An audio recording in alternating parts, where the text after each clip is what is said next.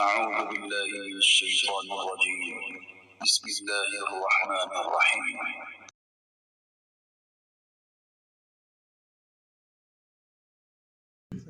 أعوذ بالله من الشيطان الرجيم بسم الله الرحمن الرحیم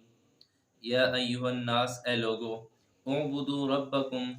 اپنے رب کی عبادت کرو، الذی خلقکم، جس نے تمہیں پیدا کیا ہے، والذین من قبلکم،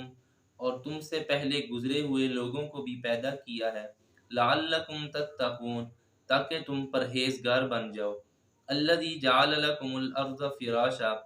اللہ وہ ذات ہے جس نے تمہارے لیے زمین کو بچھونا بنا دیا، والسماء بناء، اور آسمان کو چھت بنا دیا، وانزل من السماء ماء،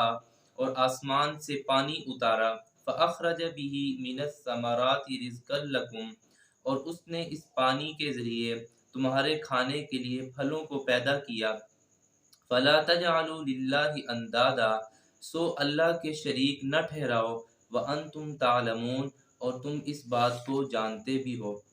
اللہ رب العزت نے گزشتہ آیات میں قرآن پاک کی صداقت کو بیان کر کے 3 گروہوں کا تذکرہ کیا تھا، ایمان والوں کا تذکرہ فرما کر ان کا دنیا اور آخرت کا انجام بیان کیا تھا، دوسرا منافقین کا، اور تیسرا اللہ رب العزت نے کافروں کا تذکرہ فرما کر ان کا بھی انجام بیان کیا تھا۔ ان آیات میں اللہ رب العزت نے ان گروہوں کے تذکرے کے بعد اب تمام انسانیت کو توحید کا پیغام دیا ہے۔ قرآن پاک کا موضوع توحید ہے۔ حضرت ابن عباس رضی اللہ تعالیٰ عنہ فرماتے ہیں کہ قرآن پاک میں جہاں بھی عبادت کا تذکرہ ہے وہاں عبادت کا معنی توحید ہے، کل عبادت فی القرآن فہو توحید، جہاں بھی عبادت کا تذکرہ ہے وہاں اللہ فرما رہے ہیں کہ میری توحید کے قائل ہو جاؤ، میری ذات اور صفات میں کسی کا شریک اور ہمسر نہ ٹھہراؤ۔ اللہ رب العزت نے ان آیات میں اپنی توحید کے کچھ دلائل بیان کیے ہیں، کچھ ایسی چیزیں بیان کی ہیں جن کو دیکھ کر انسان کی فطرت سلیمہ اس بات کا تقاضا کرتی ہے، اس بات کی گواہی دیتی ہے کہ کوئی ذات ہے جو اس سارے نظام عالم کو چلا رہی ہے، کوئی ذات ہے جو اس سارے نظام کو یکتا چلا رہی ہے۔ اللہ رب العزت نے کچھ دلائل بیان کیے ہیں، فرماتے ہیں کہ اعبدوا ربکم، اے میرے بندو میری عبادت کرو، ربکم تمہارا رب ہے، میں تمہارا رب ہوں، تمہارا پالنے والا ہوں، الذی خلقکم، اللہ فرماتے ہیں کہ دیکھو میں نے تمہیں پیدا کیا ہے۔ ایک مقام پر اللہ فرماتے ہیں کہ تمہیں یاد ہے کہ تم ایک حقیر نطفہ تھے، پھر میں نے اس پانی سے، اس نطفے سے ایک خون کا لوتھڑا پیدا کیا، پھر اس سے گوشت پیدا کیا، پھر اس گوشت پر میں نے ہڈیاں چڑھا کر ایک مکمل جیتا جاتا انسان بنا کے میں نے دکھایا ہے، فتبارک اللہ احسن الخالقین، اللہ فرماتے ہیں کہ یہ سارے مراحل طے کر کے میں نے انسان کو ایک خوبصورت شکل دی ہے، تو اپنی اس وجود پر غور کر کے میری توحید کے قائل ہو جاؤ۔ آگے اللہ تعالیٰ فرما رہے ہیں کہ پیدائش کرنے کے بعد میں نے تمہاری ضروریات کا بھی خیال رکھا ہے، لیکن یہ اس وجہ سے کہ تاکہ تم پرہیزگار بن جاؤ، نیک بن جاؤ، گناہوں کی زندگی چھوڑ کے، شرک اور کفر کی زندگی چھوڑ کے اللہ کی عبادت اور اس کی توحید پہ آ جاؤ۔ اللہ رب العزت نے فرمایا کہ پھر میں نے تمہاری زندگی کی ضروریات بھی پوری کی ہیں، میں نے تمہارے لیے زمین کو بچھونا بنا دیا ہے، الذی جعل لکم الارض فراشا، میں نے زمین کو بچھونا بنا دیا ہے، تم کتنی سہولت کے ساتھ اس میں زندگی بسر کرتے ہو، یہ بھی میری قدرت کاملہ کی ایک نشانی اور علامت ہے۔ پھر میں نے زمین ہی نہیں بلکہ آسمان تمہارے لیے چھت نما پیدا کر دیا ہے، اسے بھی دیکھ کر میری توحید کا اندازہ کر سکتے ہو۔ اور پھر مزید اس پر اللہ فرماتے ہیں کہ میں نے پانی تمہارے لیے اتارا ہے، اس پانیوں کے ذریعے تم اپنی فصلیں اگاتے ہو، اللہ تمہارے لیے اس پانی کے ذریعے مختلف قسم کے میوے، مختلف قسم کی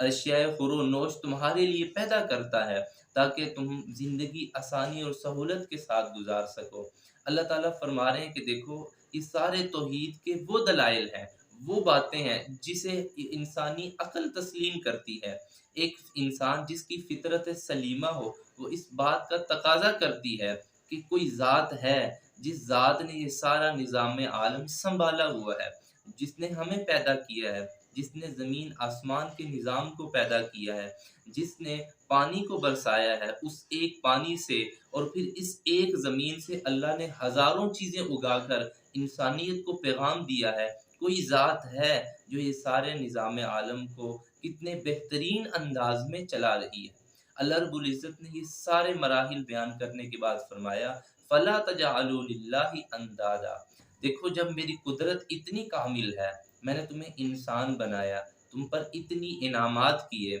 لہذا تمہارا اب یہ فرض ہے، تمہاری ذمہ داری یہ ہے کہ میرے ساتھ شرک مت کرو۔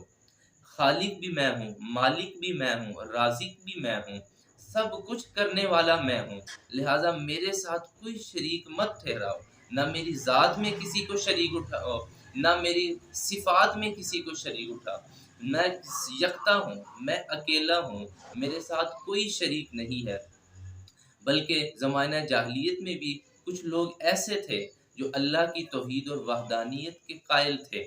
زید ابن عمر ابن نفیل یہ موحد فی الجاہلیہ تھے، جاہلیت میں بھی اس بات کا عقیدہ رکھتے تھے کہ اللہ ہی سب کچھ کرنے والے ہیں۔ ان کے مشہور اشعار ہیں ربًا واحدًا ام الف رب، ربًا واحدًا ام الف رب، ادین اذا تقسمت الامور، ترکت اللات والعزى جميعا كذلك يفعل الرجل البصیر،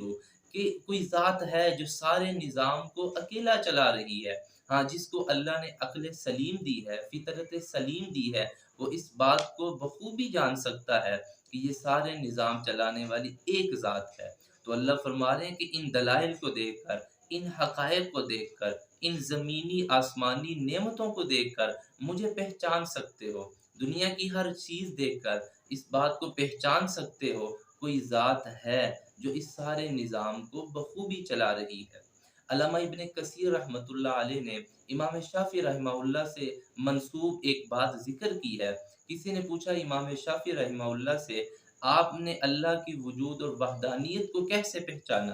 وہ کہنے لگے کہ ایک شتوت کا درخت ہے، اس کو ایک کیڑا اگر کھاتا ہے تو اس سے ریشم نکلتا ہے، اگر اسے شہد کی مکھی چوستی ہے تو اس سے شہد نکلتا ہے، لیکن اگر وہی شتوت کے درخت سے اگر کوئی جانور پتے کھا لیں تو اس سے گندگی اور نجاست نکلتی ہے۔ کہ ایک ہی چیز ہے، کسی سے اللہ ریشم پیدا کر کے دکھا رہے ہیں، کسی سے اللہ شہد بنا کے دکھا رہے ہیں۔ تو میں نے اللہ کی وحدانیت کو یوں پہچانا ہے کہ اللہ ایک ہی چیز سے کتنی چیزیں انسانیت کو نکال کے دکھاتا ہے۔ تو اللہ رب العزت نے ان آیات میں تمام انسانیت کو توحید کا پیغام دیا ہے کہ اللہ کی ذات اور صفات کے ساتھ شرک چھوڑ کر اللہ کی توحید اور وحدانیت کے قائل ہو جاؤ۔